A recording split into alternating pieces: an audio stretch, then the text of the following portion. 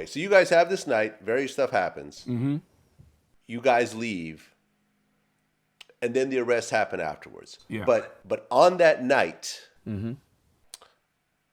A woman gets brutally beaten and raped. Yes. That's correct. Yes, indeed. Now, just to put it in kind of a context, things like this were already happening in Central Park. There was a string of assaults and rapes already in Central Park. Yeah, the guy was known as the East Side Rapist. Okay. So the East Side Rapist was running around Central Park and raping people, but people don't know who he is Yeah. at this point. Okay.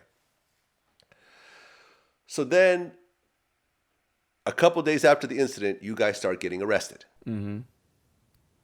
When they arrest you, what do they charge you with? Well, what do they tell you that you're getting arrested for? Originally, for me, because I had arrested that night, it was misdemeanor charges. So it was like trespassing, menacing, riot. It was stuff that was supposed to go to family court. So originally, we was given disappearance tickets to appear in family court, and we had to wait for our parents to come pick us up. And it wasn't until they found a jogger in like those wee hours of the morning that they thought she was going to die, because they saw the condition and the state that she was in.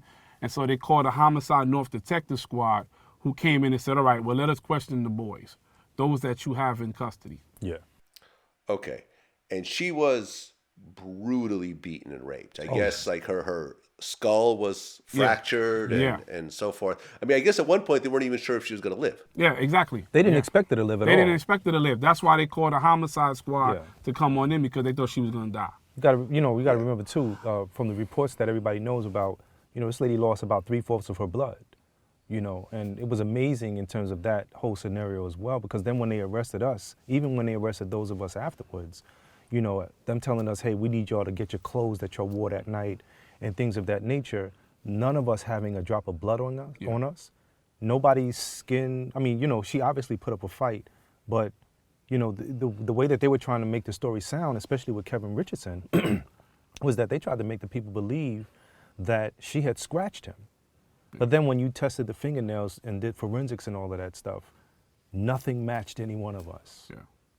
But they still pinned it on us because, I always said that it was really more sexy for it to be 5, people of color brutalizing a young, probably wealthy investment banker at that time, Right. That's who happens to be white, blonde, pretty. Yeah.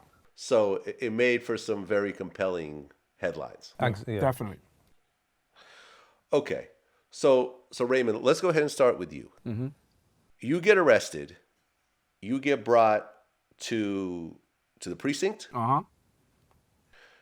At what point did they start questioning you about this? Well, we was there until early in the morning. I think Kevin was the first one that they took into the room, and then I was second. And so you're talking like 6, 7, 8 o'clock in the morning. So by that time we was already there the whole night. And the line of questioning starts off very calm. It's like, just what happened that night? Tell us what happened. And so, I go through the story of who I was with, who I came with, what I saw that night, and that was it. And then it was like, but wait a minute, what about this woman? And I go, what woman? And they say, the woman who got raped. And I'm like, whoa, I don't know nothing about that. I never saw that. I don't know nothing about that. And that line of questioning goes on for hours. And then I had my grandmother there who was sitting with me at the time, and she spoke very little English, but she can't carry a conversation. She just knew a lot of curse words in English, right? And so they had to translate between me and her. And so I guess that became problematic for them. And so it was like, all right, we got to get her out the room. And that's when it starts. And by this time, you're under, 3-4 hours of questioning, of not knowing what's going to happen. The pressure is just so great. And it gets even greater as the questioning goes on, And so for me, they started to do the intimidation tactics, right? They had an officer come in, he'll knock at the door, he'll bring my grandmother out, and he'll talk to her in Spanish. And while they got her outside, that's when they started to work on me. So, they'll bring an officer in who's real tall, he gives me this look, threatens me, what the fuck are you looking at?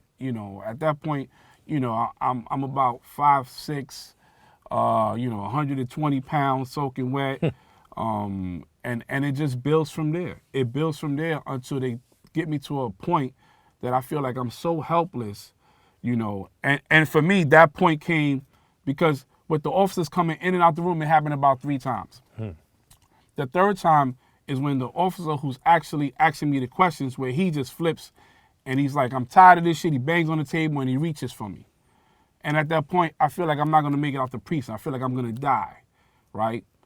And at that same moment, a detective who comes in the room, sitting in the back, stops him. You know, starts yelling at him, cursing at him. What the fuck are you doing? You crazy? Get out the room. Kicks him out the room. And at that moment, I feel like he saved my life, right? And he sits there and he goes, Raymond, you a good kid. I know you ain't do this, but you got these guys in the other precincts and they saying you did it. I need your help. Man. And I'm like, so what the hell am I going to tell this dude? Because I don't know. I don't know the facts. I wasn't there. I didn't see shit. But what he does is he gives me a lifeline. He pulls out a picture of Kevin Richardson. He lays it on the table. And he says, you see this kid right here? Do you know him? I say, no. And he said, well, this is Kevin. You see the scratch on his face? That came from the jogger fighting him off. Now, we know he going to jail, but I don't want you to go to jail. So I need you to help me out. Give me something. And then he just sits back and he just looks at me and just waits. Man. And at that moment, as a 14-year-old kid, what are you doing? We're trying to figure out a lie to tell, something just to stop the pressure from overcoming. And that's how it goes. I mean, this is classic good cop bad Good cop. cop, bad Wait, cop. wait. I want to just interject there because I knew that piece was going to come up in terms of the classic good cop, bad cop thing. But when you are in there and it's happening to you, TV can't paint that picture. TV can't paint it. So when we see stuff like that happen on TV, I usually tell folks that's about 50% of the reality of what really goes on.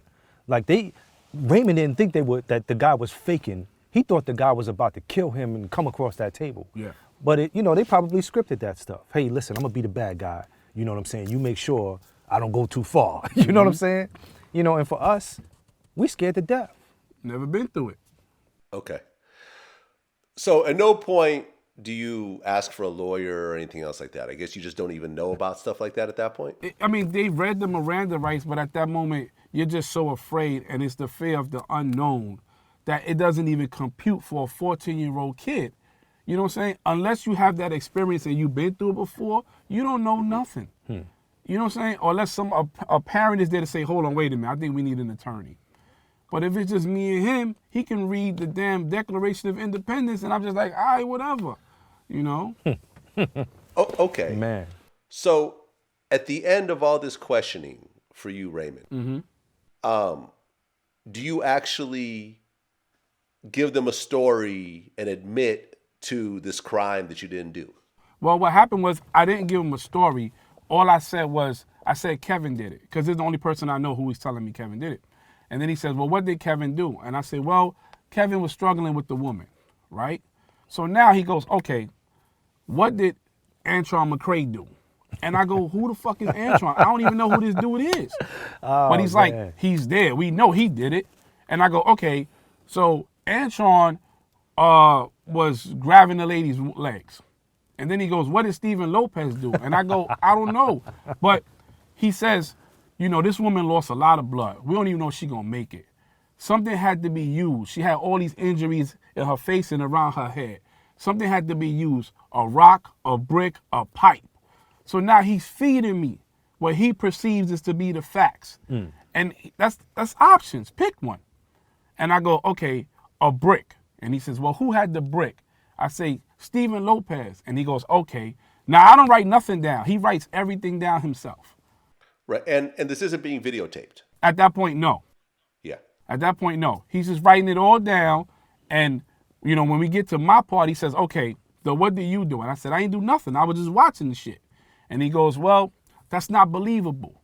If you're sitting there telling me a story, you got to make it more believable. You got to be in there somewhere. And so in my mind, a 14-year-old kid, I said, well, let me pick a let's roll, right?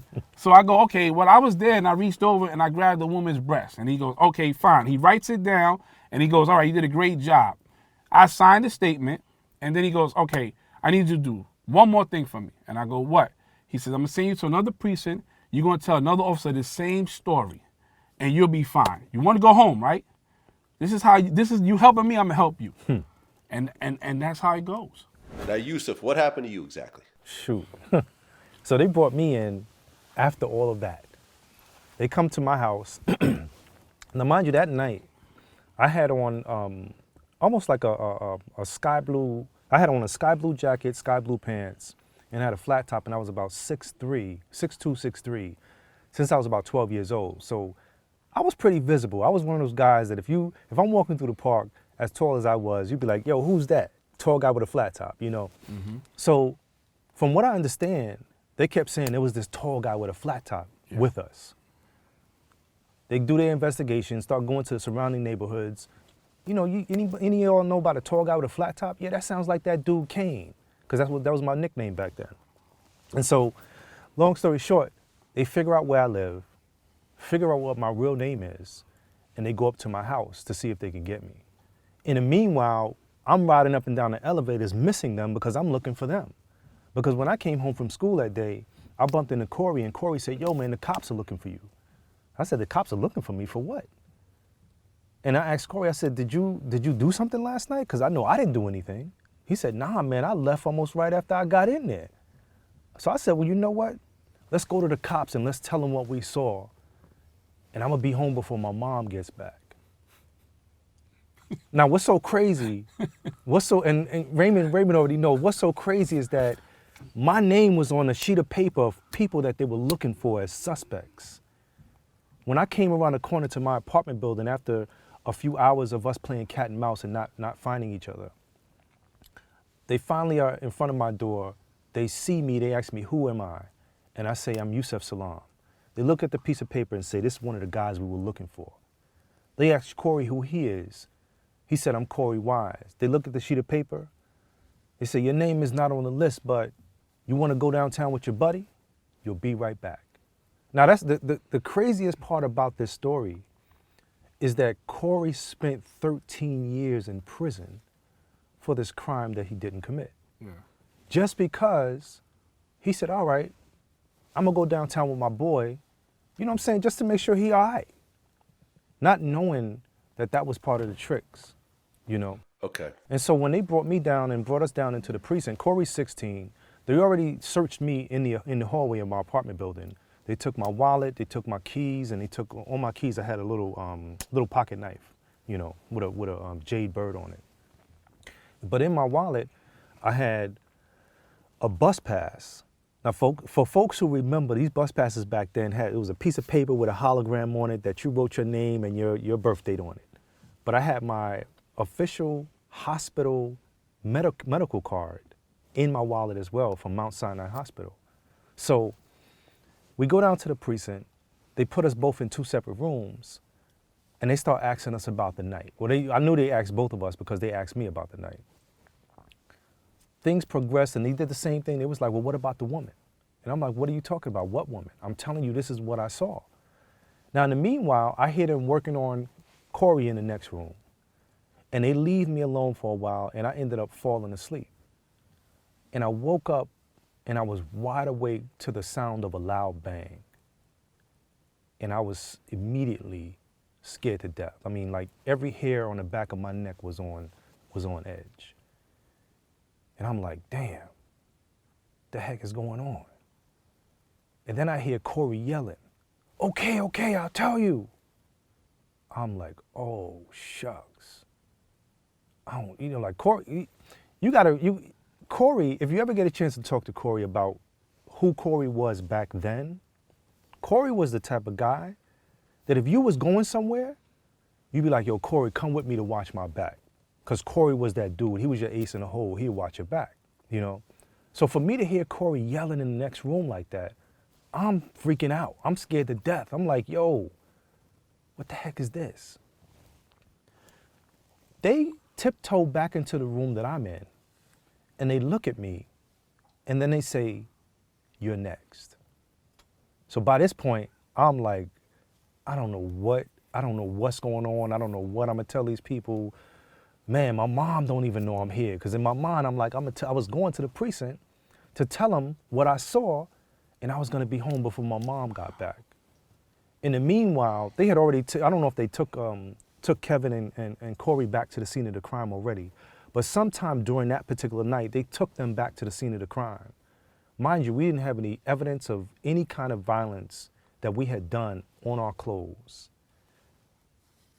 They tell Corey, hey man, your sneaker's untied. So Corey, you know, he bends down to tie his shoe. One of the other officers bumps Corey and tries to make him fall into the scene of the crime so that he can have some evidence on him that wasn't previously there. Mm-hmm. This whole thing was so manufactured. This is something that they wanted us to be guilty of. And I mean, the craziest part about this story too, is as these seasoned detectives were interrogating us, they knew beyond a shadow of a doubt that the stories that they were getting from everybody wasn't stories that was matching. So here, I mean, we're talking about guys who've been on the job for 20 plus years. Mm-hmm. This is the elite of the elite. These are the guys who you call in to solve crimes. And they're seeing already that none of these stories are matching, but they still went ahead with it. They still pinned this crime on us. Mm-hmm. Okay, so you ended up admitting to the crime as well. I didn't end up admitting to the crime. No. They you did it. This is the most interesting story. The most interesting part about this whole story is that after they finished interrogating Corey and they came back and interrogated me again, at one point, I think the Elizabeth Lederer or Linda Fairstein may have called one of the officers out of the room, whispered something to him, and then he looks at me and says, "How old are you?" And I said, "I'm 15. He said, "How come you didn't tell me that SHIT in the first place?" And then threw his notes across the room. Now, in my mind, I'm like, what does that mean? They made a false assumption in thinking because of my height that I was older than I actually was. You know, 2 weeks later, the detective that interrogated me wrote down a so-called statement that he said I made and I gave to him in the DA's office. Now he writes this down in the DA's office under her guidance. You see what I'm saying? My signature's not on it. I'm not on videotape. None of that stuff. Yeah. Right, because you're the only one that didn't have a signed statement. Right. Yeah. Right, and I guess your mother interrupted the interrogation at one point? This is from what I understand. She came and lo and behold, my mom actually found out that I was at the precinct, and she came there and she told them, "Look, you don't have my consent to talk to my son." Yeah. You know.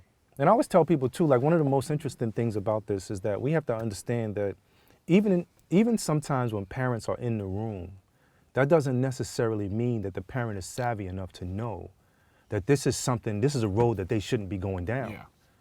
There should be, in our case, and in all cases afterwards, there should be an advocate that comes in to be an intermediary between us, our parents, and the officers, to make sure that we're given our fair due and our fair rights. Because at the end, who loses? The biggest losers in the game aren't the police departments of the world, isn't the DA's office, isn't the judges, isn't the mayor. The biggest losers are the taxpayers. Because here 13 years later, the truth came out about our case. It took another, 12 years for our case to be settled with taxpayers' dollars. Mm-hmm. Now that's truly unfortunate. That money should have came from the officers' pension fund, you know, the judges' retirement fund or something like that. Yeah.